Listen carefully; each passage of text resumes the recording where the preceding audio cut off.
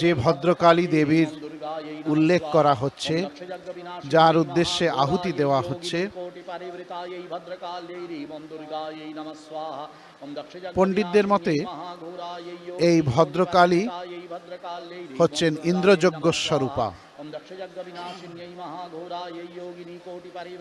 ভদ্রকালী ও দুর্গা একই শক্তি, তাই দেবী দুর্গাও যজ্ঞাগ্নি স্বরূপা।